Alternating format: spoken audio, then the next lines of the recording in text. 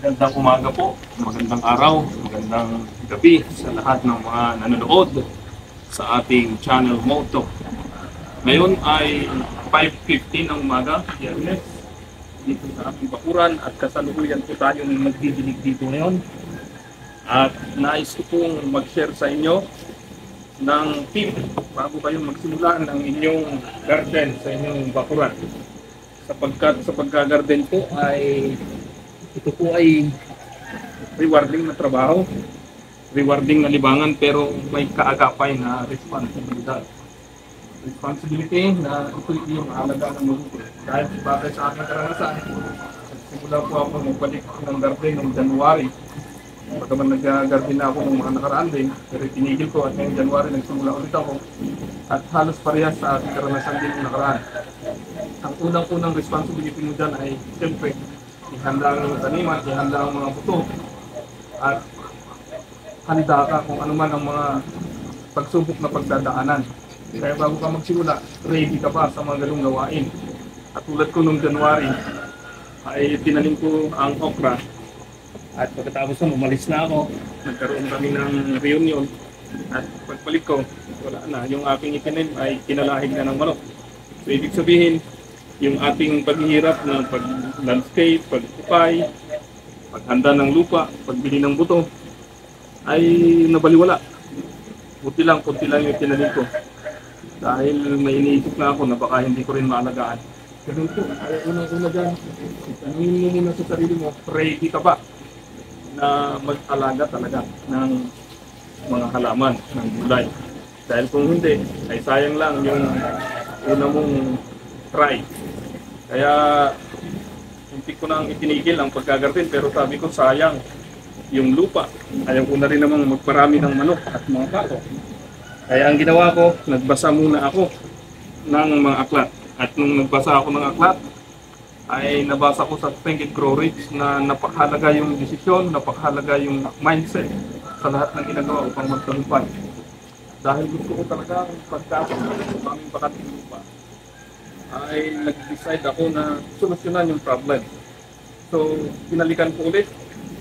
At ang nakita kong problema sa aking paggagarden ay itong mga manok.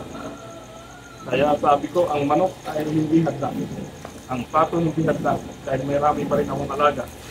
Kaya ang ginawa ko po ay, tayo po ay nag-desisyon na ayusin ang ating mga bakod sa ating manok at pato. Nung sigurado ko na walang makakaalpas na mga manok at pato, ay nagtanim na nga tayo noong February 14. At ito na nga po ang result ng ating tanim ngayong April 5, ay talagang nakakatuwa na. At na-improve na natin ang ating bakuran. At patuloy pa rin tayong naghahanap ng paraan para ito ay lalong dumami ang mga bunga, katulad ng mga okra, patula na atin na pong aanihan. At ang bakuran na po natin ay patuloy na gumaganda kapag tayo nagdesisyon na tuloy-tuloy ang ating pagtatanim. Ito po na magiging tip ko sa inyo ay matuto sa bawat karanasan mo sa iyong paggagarden. Kasi nga po, maraming pagdadaanan ditong problema. Tulad ng peste, insekto. Kaya nga po, ano yung gagawin mo kapag nagkasakit ang iyong mga gulay at mga prutas? Katulad ko po, ang naging problem ko po dito ay nagkukulupot yung mga dahon ng aking mga halaman. Napubutas-butas, kinakain po ng mga insekto. Noong una ay nanood ako sa YouTube, nagbasa at maraming mga suggestion. Isa nga po sa pantanggal daw ng insekto ay dishwashing liquid at suka. Ginawa ko po yun. Pero ang dami ko pong namatay na mga sitaw. At yung aking pipino ay muntik na rin pong mamatay. Dahil kulubot na nga po ang mga dahon at namumuti na po. Kaya ang ginawa ko po ay nagbasa ulit, naghanap, nagtanong kung anong magandang spray. At ngayon nga po ay naggamit na po ako ng chemical alang-alang sa aking mga halaman para hindi maubos. Dahil kung hindi, mawawala na naman tayo ng gana dahil hindi nga effective yung ating ginagawa. At nung nakita ko nga po na gumanda pagkatapos ng ilang araw nung na-sprayhan ko ng chemical, ay tinuloy-tuloy ko na. At ngayon nga po nag-i-spray po tayo at mag-i-spray po ulit tayo para sigurado na mayroon tayong aanihin. Dahil kung hindi po, katulad ng mga petchay, kapag hindi po tayo nag-spray ng mga petchay, kahit anong mga gulay, ay sigurado ko po, wala po tayong aanihin. Dahil ngayon, lalo ngayon at tag-araw, sobrang init, ang daming mga insekto. Kahit anong dilig mo, maya-maya may butas na, nangulubot na ang mga dahon ng ating mga alaga. Kaya mahalaga po na mag-spray po tayo. Dahil yung pag-i-spray po natin, ito yung makakatulong. Kaya nga po yung ating mga dahon ng ating mga alaga, mga bunga nila ay malalaki dahil nakakatulong po itong ating spray. Insecticide po, tapos nilalagyan ko ito ng foliar. Pinagkahalo ko po ito. At ito po ay personal experience ko lang at binabasa ko rin. May mga instruction naman sa gagawin. Pero syempre, iba-iba tayo ng sitwasyon. Kaya nga, ikaw mismo mapapag-aralan mo sa paggagarden mo habang tumatagal. Katulad ko, 4 months pa lamang po tayo mula nung nag-garden ulit. At ito na nga po yung aking karanasan na kailangan talagang mag-spray ng mga insecticide para mayroon tayong aanihin. Din pong i-sprayhan itong ampalaya sapagkat nagsisimula na rin pong mamunga. Dadalawang puno lang po yan, pero at least may makukuha tayong mga bunga po nito. Yan. Yan, tayo po mag-i-spray muna. Napakahalaga po nito dahil wala po mabubuong bunga kapag hindi po tayo nag-spray. Kaya yun po ang isang gagawin natin. Kapag tayo nag-gulay, hindi po talaga maaaring hindi tayo mag-spray. Kaya sabayin natin gusto natin organic. Maliban na lang kung talagang makuha mo yung technique, yung mga sanay na siguro, ay organic nga. Pero lahat yun ay pag-aaralan mo. Dahil kung aasa ka lang sa YouTube na napapanood din, minsan yung mga tip ay hindi nagiging effective. At nangyari din yan sa manok ko. Yung mga tip ng mga nasa YouTube ay hindi na naging effective. Kaya ang nangyari, tayo po ay talagang nagkamatayan yung ating mga manok noon. At kaya mahalaga po na iba yung sarili mong experience sa iyong napapanood. Isang paalala lamang sa pag-spray ay kailangan siyempre naka-face mask ka, naka-jacket para walang papasok na chemical sa iyong katawan. At maging maingat na walang tatama sa iyo. At ito'y ini-spray sa malamig na panahon. Pwedeng madaling araw, umaga at gabi para open yung stomata ng ating mga halaman. Sapagkat yung dahon nila ay nagko-close yung stomata, yung butas sa dahon kapag araw. Dahil mainit nga po, pero pag gabi yan ay nagbubukas. Kaya mahalaga po yung timing ng ating pag-i-spray. Patani, may butas-butas ang kanyang dahon. Dahil sa insekto po yan. Kaya atin pong i-sprayhan ng insecticide para magalisan ng insekto para yung mga susunod na dahon ay gaganda na po. Kaya napakahalaga po ng pag-i-spray. Dahil kung hindi po ay sigurado wala tayong aanihin.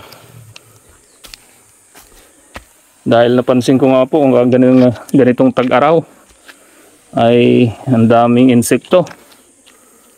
Ayan. Ayan, napakahalaga po na tayo po ay mag-spray.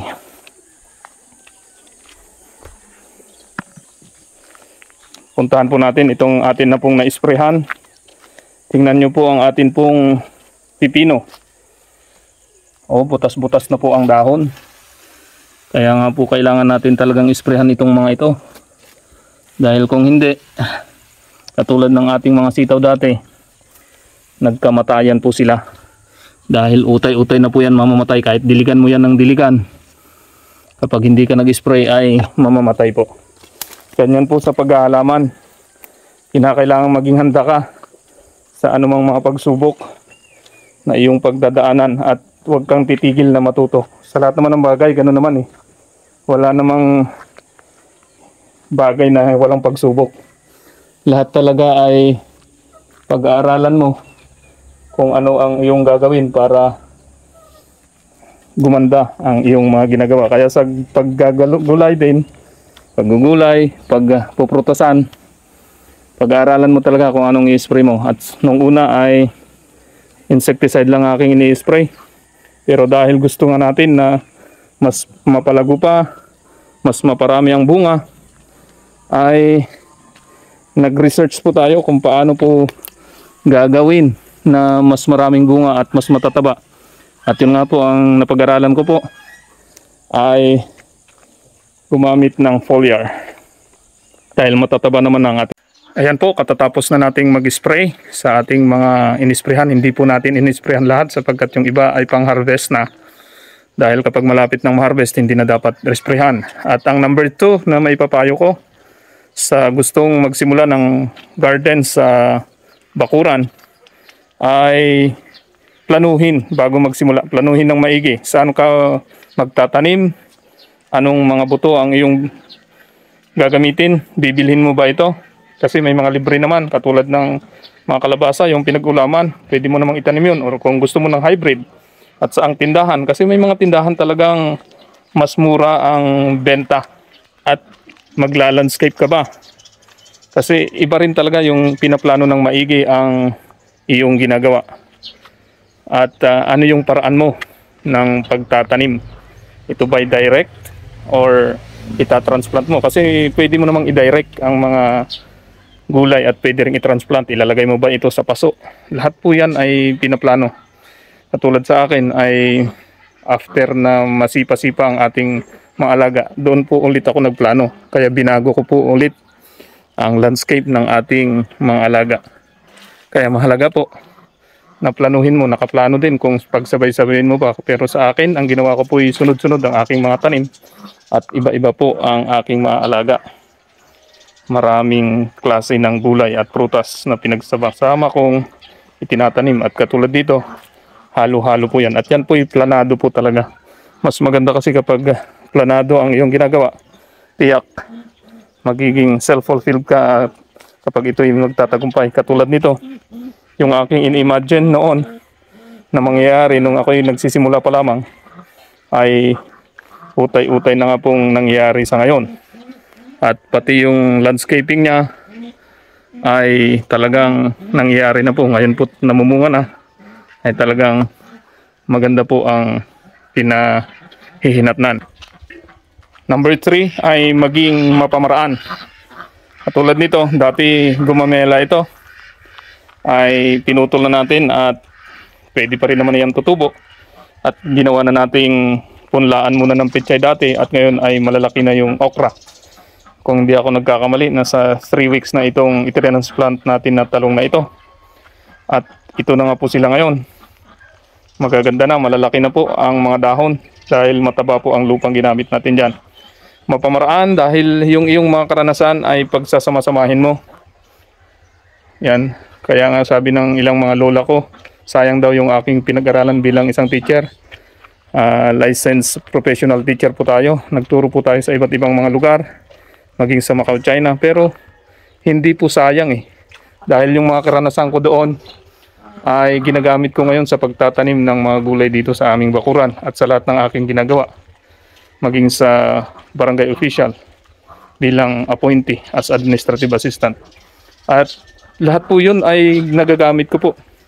Kaya nga po sa pagpapaganda ng ating bakuran ay tunay nga po na napapakinabangan ko na po.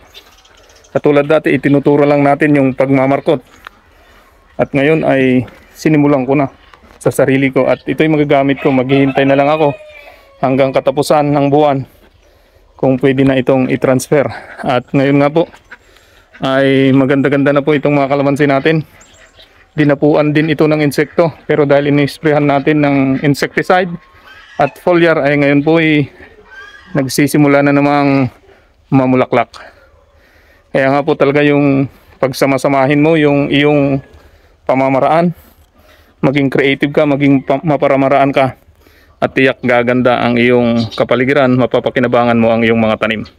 Tulad po ng mga basurang ito, dahil alam po natin bilang isang teacher na mataba po itong mga ito, pampataba, ay binubulok po muna natin dito. Pag nabulok na po, at kahit hindi pa bulok, kung talagang magagarden na ulit nato tayo, ay inilalagay natin sa mga ilalim ng mga tawag nito, mga lupa, at kaya yung mga ilalim nito ay mga basura. At po, lahat ay napapakinabangan po natin. Kaya sa paggagarden, ang isang tip ko nga ay maging mapamaraan. Pagsamasamahin mo yung iyong mga karanasan upang ito'y mapakinabangan. Katulad po nito, tingnan po ninyo, naninilaw ang dahon. Kung hindi po tayo mag-i-spray, ay tuluyan na itong mamamatay. Pero dahil tayo mag-i-spray at nag-i-spray nga po tayo, ito po'y gaganda ng gaganda. At ito nga po yung isang sakit din ng ating patola. Katulad din ng sitaw, pipino, namumuti ang kanilang dahon dahil kinakain ng insekto yung kulay puti. Pero dahil tayo nag-spray, ay tingnan nyo yung sa taas, gumaganda na po ang kanilang dahon at gaganda rin ang bunga nito. May bunga na po yan. Kaya napakahalaga po na yung mga karanasan natin ay pagsamasamahin natin at huwag tayong titigil. Alam kong may mga problema pang darating, pero pag-aaralan ko at pagsisikapan nating matuto. At sa ngayon ay natutuwa na ako kasi nga po yung ating mga alaga ay namumulaklak na at namumunga na po. At pwede na nga pong magpitas. Ayan, malalaki na po ang ating mga okra. Ito po ang unang mga ma-harvest natin today. Ayan. At tunay nga po na kapakipakinabang na po ang ating gulay. Kung hindi po tayo nag-spray, malamang ay wala po itong mga ito. At kung hindi tayo nagtanim, kaya yung ating pagsisikap ay naging makabulan. At number 4 na nga po tayo, ay kulang ang sipag at tiyaga. Kailangan may kasamang diskarte. Kahit pa tuwing madaling araw at ating gabi ay magdilig tayo ng magdilig, kung hanggang dun lang wala tayong diskarte, ay wala pong mangyayari sa ating backyard garden. Kinakailangan may diskarte. Alam mo kung ano ang iyong gagawin at hindi ka titigil na matuto. Kaya nga po, ang education ay hindi lamang sa classroom, mas maganda pa rin ang education sa labas. Tingnan nyo po itong hindi ko na-sprayhan na pipino, sapagkat ito'y tumubo lang at hindi naman talaga siya para dyan, ay ang daming mga puting mga insekto. At yan po ang sisira. Bandang huli yan ay mamumuti na po. Kaya lahat po yan ay napapag-aralan. Kaya nga po, tuloy-tuloy dapat na matuto, huwag titigil. At kapag nangyari yon, ay magiging maganda ang takbo ng bakuran mo. Kaya ikaw ngayon, sana yung mga tip natin ay mapapakinabangan mo habang ikaw ay nagsisimula, sapagkat iba rin kapag mayroon kang mga naririnig, mga paalala bago ka gumawa or habang gumagawa ka, dahil iyon ang magiging inspirasyon mo upang lalo mong pagbubutihin ang iyong paggagarden. At yun nga po, yung katulad ng ating isang tip dito, bonus tip sa ating mga ididilig ay mga basura sa ating kusina. Yan, mayroong mangga, talong, mga saging po na balat ng saging ay atin pong inilalagay, ibinababad at atin pong idinidilig po yan. At opo, medyo mabaho po yan kasi mga basura, pero yung amoy niya at yung tubig niya, yung sabaw niya ay mahalaga po sa pandilig sa ating mga gulay. Kaya nga ang ating mga gulay dito, tulad niyan, ang lalaki ng dahon ng ating mga gabi dahil nga po mataba ang lupa. Dahil pag bulok na po yan, ay nilalagay na natin sa lupa.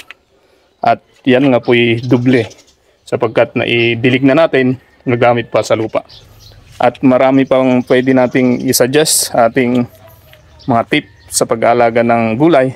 Pero yun na lang po muna at maraming salamat po sa inyong panonood. Magkita-kita po ulit tayo sa susunod na video. At maraming salamat po sa inyong pagsuporta sa channel mo to. Hanggang sa muli. Bye-bye.